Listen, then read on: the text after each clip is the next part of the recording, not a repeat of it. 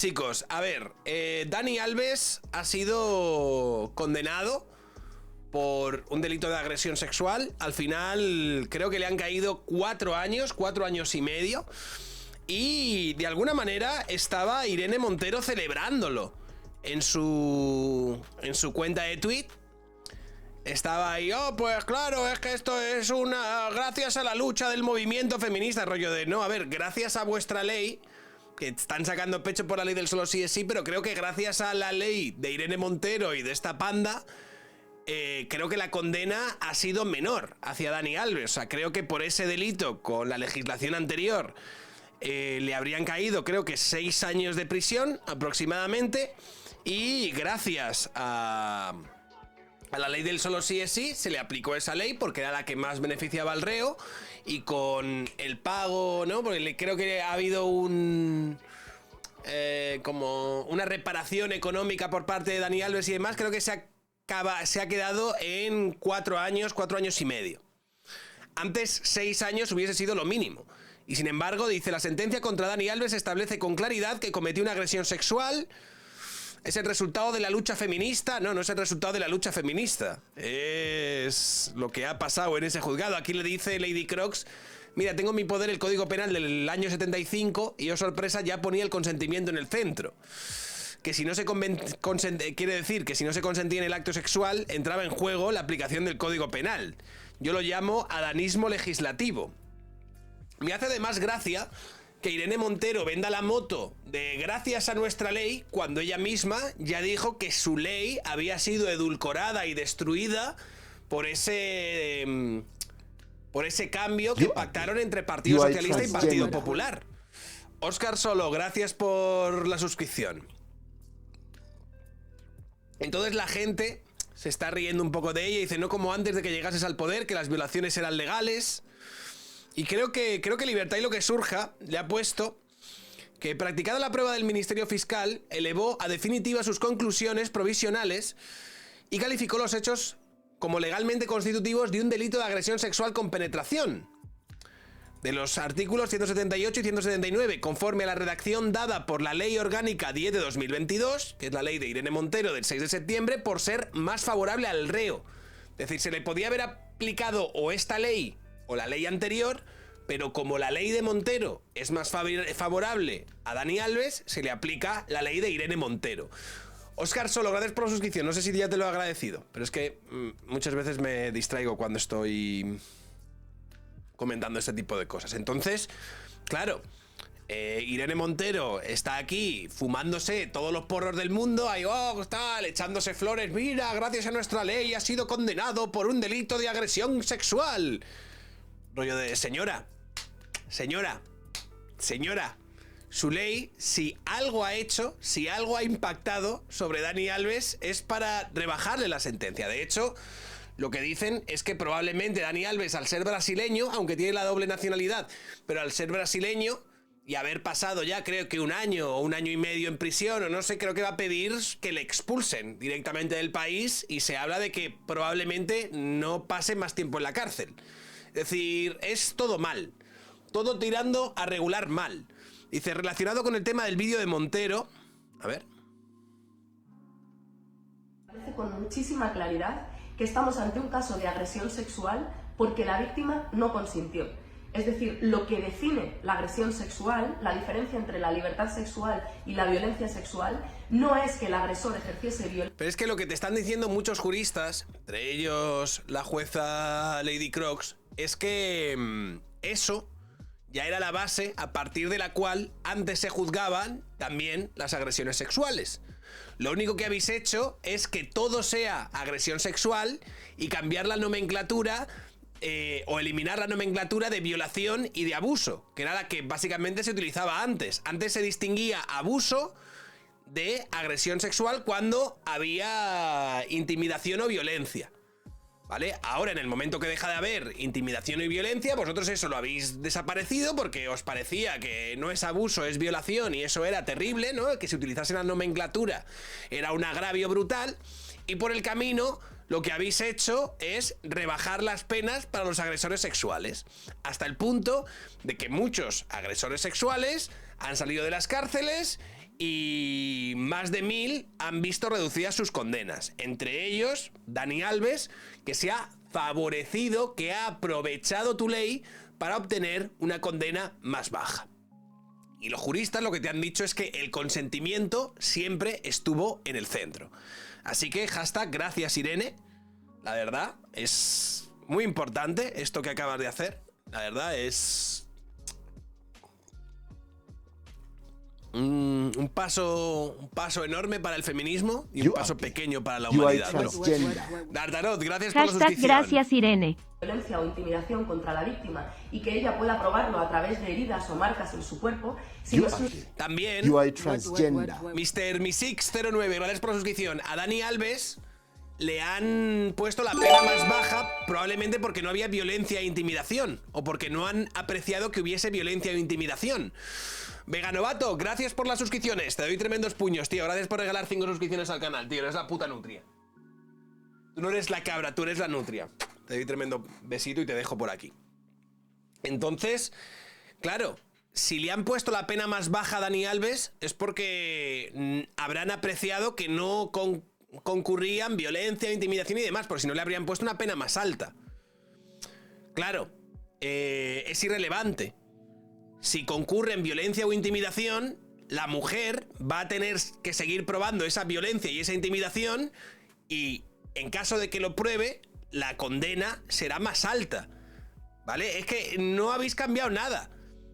Sigue teniendo, el consentimiento sigue estando en el centro, ¿vale? Y en caso de que haya violencia o intimidación, tendrá que probarse que ha habido violencia e intimidación y en caso de que lo haya, las penas serán más altas. Entonces, ¿qué me estás contando? Why are you gay? O sea, ¿qué clase, o sea, qué moto me estás intentando vender? Irene Montero, por favor, céntrate. Dice, mira para cuando acabes con la Montero cómo arde esta finca de Valencia ahora mismo. Vale, me lo guardo por aquí. Heridas o marcas en su cuerpo, sino exclusivamente el hecho de que ella no consintiera. Buah, espérate un segundo, qué locura, ¿no? Qué barbaridad, tú.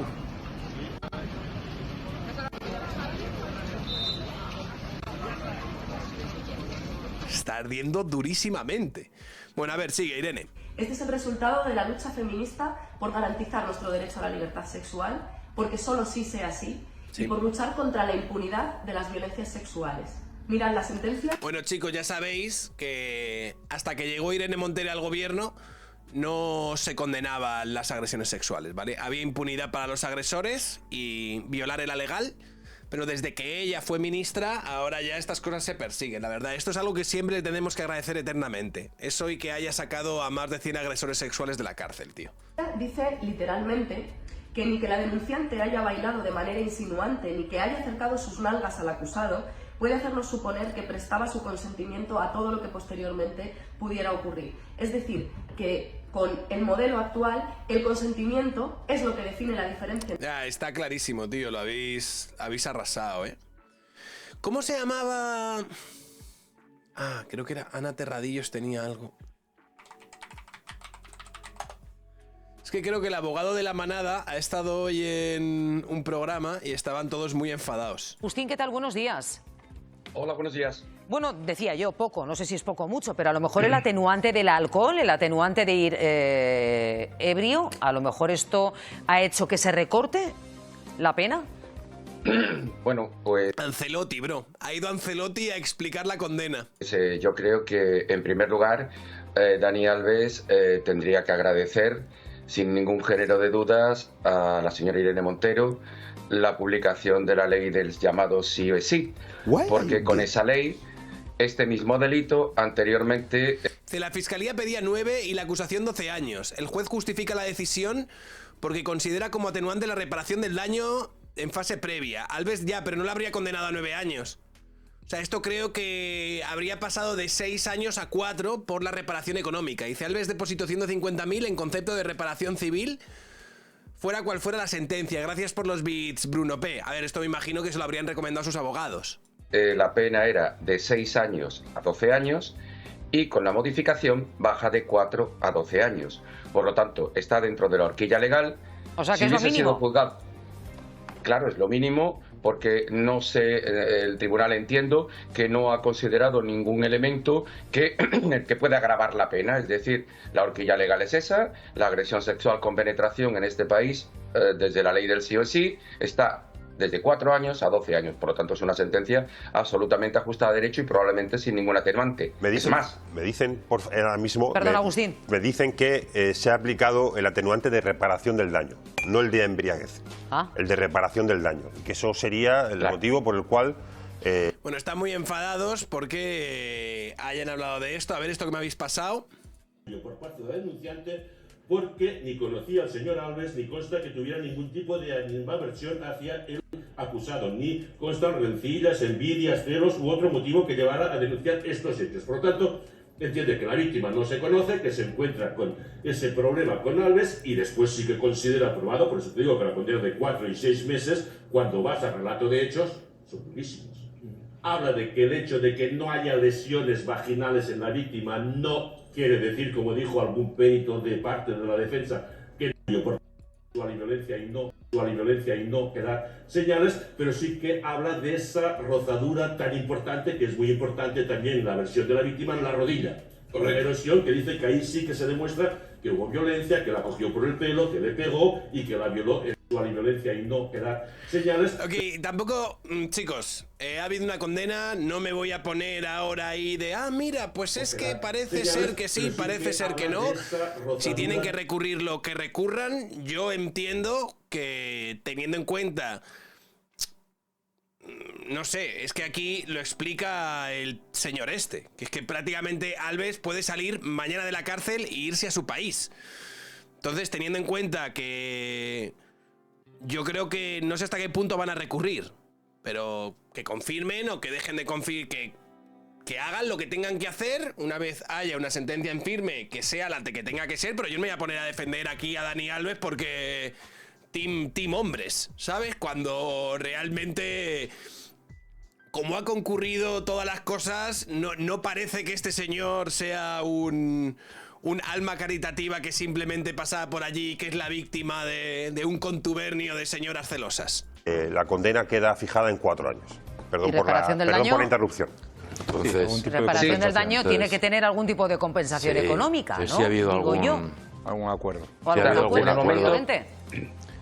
En el momento en el que la Fiscalía fija una cantidad en su escrito de acusación, el tema del futbolista, como daño, como indemnización, si se abona antes de la celebración del juicio, supone la aplicación del atenuante de reparación del daño que puede disminuir en un grado la pena. Es decir, sin ese pago, probablemente la condena hubiera sido 6 años.